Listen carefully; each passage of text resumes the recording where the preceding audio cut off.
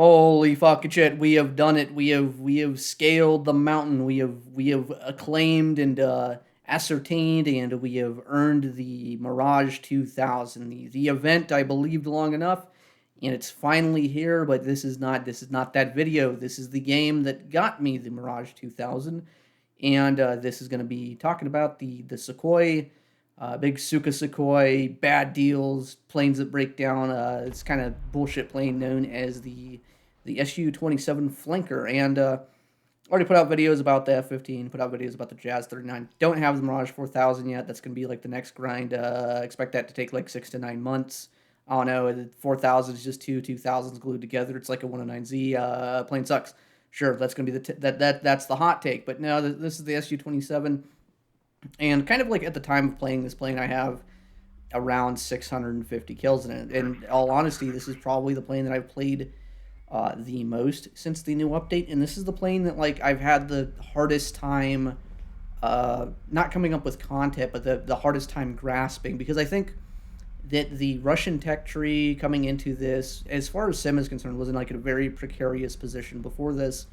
And some of the questions that we have to answer is the Su-27 good enough to kind of fight back against the old F-16C spam and the new Jazz 39? And the answer is rather complex, because I have a lot of kills in this. I've done okay. I've done about around 2 to 1, maybe 3 to 1 if we count all of my times that I just like leave the game instead of going to land like optimistically. But this plane overall is a lot more capable than the MiG-29 SMT, and it kind of brings back to Russia like, oh, thank God we finally have a flight model. Now, is the flight model the best in the game? And that's one of the things that I've struggled with, because I don't think it's the best.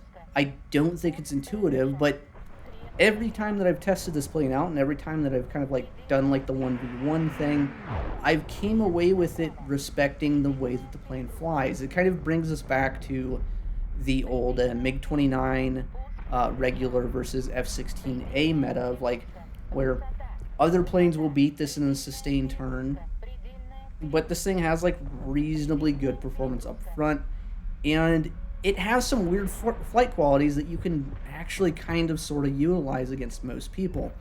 With that being said, though, you're still going to suffer in the situations where you're many players versus one. The R-73s are very good. The R-27 ETs are very good. The R-27 ERs, they're good situationally, but as the game has moved on, people have adapted to flying low and defeating these radar missiles. And at the same time, this plane doesn't end up being as straightforward intuitive as something like the Gripen. The Gripen is brain dead easy to play. You take 9Ms, you fly low, you use Twiz, you shoot missiles at them. In the same way, the F-16C is also very good. But the Su-27, it has a lot of potential, and getting the most out of it, though, is going to be a challenge.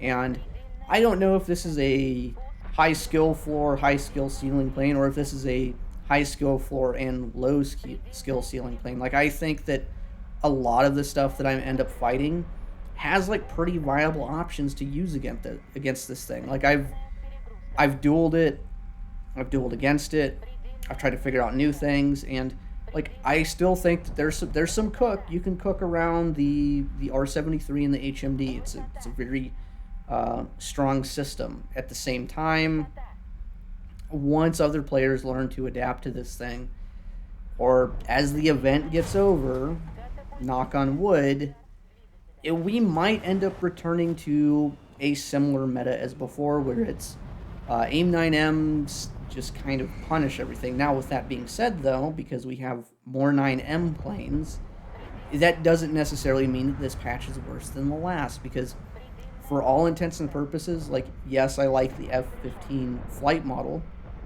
but realistically, the F-15 is worse than the F-16 for sim, or at least the F-16C, and it entices players to fly in ways that are not as intuitive as the F-16C, because F-16C, fly low, shoot 9Ms, that's it. At the same time, the maneuverability gap, the flight performance gap between the Su-27 and everything else it faces is a lot narrower than MiG-29 SMT, and it means that this patch, for all intents and purposes, has got us back to what I would say is kind of the old balance, which is it's still in favor of quote unquote the blue team, but it is a lot less suffering, or it's going to be, hopefully, because we can actually do something now. We can actually punish mistakes, and we can do it pretty readily.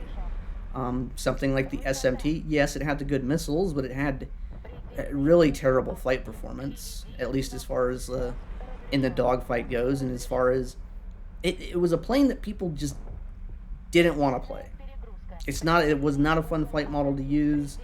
Maybe it gets changed in the future. Maybe it doesn't. Maybe the 27 gets changed, and maybe for the better. Maybe it gets changed for the worse. But this thing is night and day, much more pleasant, and it has much more potential. It gives you some kind of flight model that you feel that you can experiment with, which, even though you're at a disadvantage, you're like, hey, I can actually do something with this finally, and that is really what makes the 27. Not necessarily that's the best, because Gripen exists, and that thing can really, really punish this, especially with the Gripen with its infinity flares. It can force things to gunfight, but this plane here, really, it's got some downsides. It's not perfect. The radar in the SMT is by far the best Russian radar. The radar on the 27 is pretty mid, and because the radar is mid, it means that kind of basing your playstyle around carrying 627 ERs is rather difficult. Even with like manual radar tilting, a lot of the times the radar doesn't really pick up anything, and it's to the same kind of detriment that the F-15 has, of where the radar doesn't really contribute as much to situational awareness as you would like. And it means that flying this thing pretty high off the ground is pretty risky. So, even though I've tried, I haven't really found a playstyle with this thing that's going to work kind of centric around the better BVR missiles.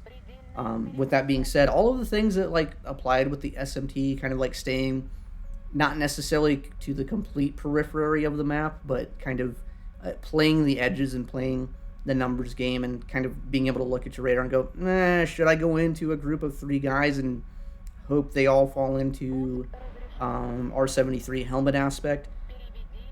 You get punished for it, but sometimes it works, and when it does work, it does feel pretty good. You know, it always kind of entices you to come back to like, I'm gonna try a little bit harder. I think there's a way to make this work. Now, that being said, when the other team knows what they're doing, when other players can play around this thing, it comes across as kind of mid. So you're gonna have like a lot of highs, you're gonna have a lot of lows with this thing too.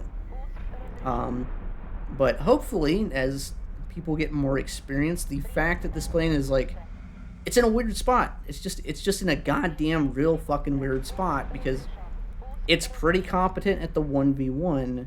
It's really, really bad at a 2v1, but maybe because of the way 73 aspect works, maybe in something like a 2v2 or a 2v3 even, being able to mutually support each other with 73s across each other's circles or whatever, it might actually be pretty viable.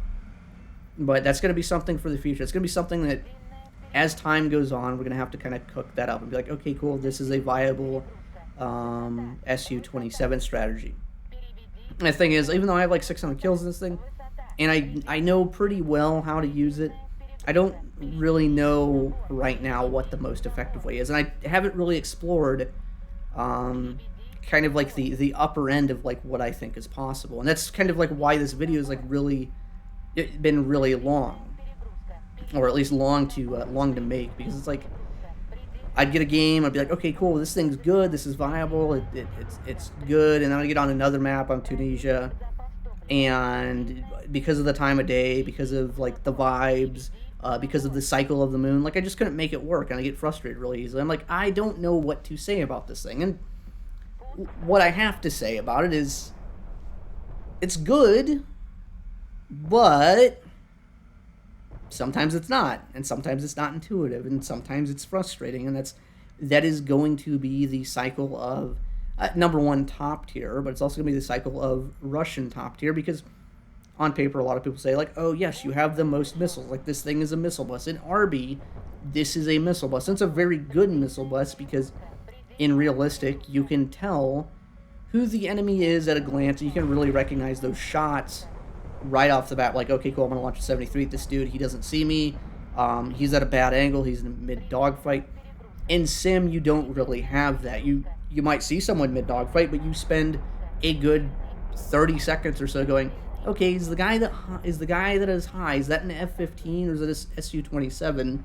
Is the guy that is below, is that the guy that I should shoot at? You don't have that, like, instantaneous reaction time.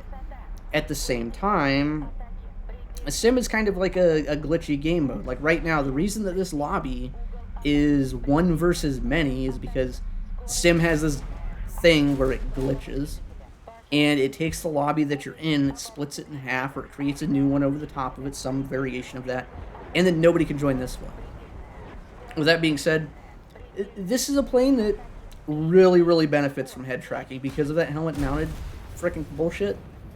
I get a lot of deaths, or a lot of kills, like, post-death. Like, using the HMD plus R73 it's basically like having fucking martyrdom. Like, you have a pretty good chance of just getting HMD lock on someone, shooting that missile off, and just getting a death or getting a kill, like, post-death, which is, it's really funny when it happens. It's probably frustrating for the other guy, but at the same time, like, if you're an F-16C or a Gripen, my reaction is kind of like, go fuck yourself. You deserve it. You played the last patch on easy mode. Kind of cope, complain, and cry that Russia finally has, like, a flight model that is at least somewhat viable. Now, in testing, I'm going to go back to it. I'm going to talk about 1v1s. I've tested this against quite a few people. Some of them good, some of them bad, some of them mid. And what I have found is the Su-27, in spite of being kind of mid on paper because of the 73, it always has options. And because people either they go too passive or they go too aggressive, or they're not able to really deny that 73 aspect, or they're not able to flare enough, the exception being the Gripen, that thing just dumps flares and wins. It means that as this plane gets slower, the radius that the 73 can pull, because it's going super slow when it gets launched out of your plane as it's, like, almost stalling, if it catches, if the thrust vectoring doesn't, like, glitch out and, like, make the missile go wiggle, miss, a lot of times it will catch, and it will catch in really weird angles, it's really cool, and it's kind of what adds all of the character that's playing. If this thing had R60Ms, the current flight model would be completely garbage. It would be just a really bad BVR missile bus, but because the 73 kind of bridges the gap in maneuverability, you get a lot of kills that normally you probably wouldn't get. At the same time, a 73 and the ET, when you combine them together and you add, like, the 27 ERs, you have a lot of package, you have a lot of capability, and if you use it selectively, if you use it correctly, you can do pretty well. You're a threat to everyone. You merge with a 27 in any plane in the game right now, and you need to treat the guy as a threat, because if he knows what he's doing, he will probably figure out a way to either kick your shit in with the 73, or he's going to kick your shit in with the gun after you spend all your energy getting away from the 73. And I think that's a more interesting dichotomy than the previous version of 29 SMT. Turns once, has fallen out of the sky, and then everything else just kind of floats around it. Now, the way that I use this, though, too, in a dogfight, is I usually use damping. And this thing has, like, when you switch to manual, it's very much like it's a lot like a really fat Mirage 2000. It can do a lot of the same things. It can pancake very well. And if you pancake correctly, if you do it at the right time, like if you just pull AOA, stand on the rudder, and then just use the rudder to steer, you can kind of just, like, sit still in the air, point the nose around, and that's a good way to get a 73 aspect. Like, I've had fights where, yeah, the guy is out turning me, but because I sit inside the radius and basically a semi, like a controlled flat spin, I'm able to do something with it. Now, Long term, do I think this is the best method or the most viable one? At 1v1, it's a threat.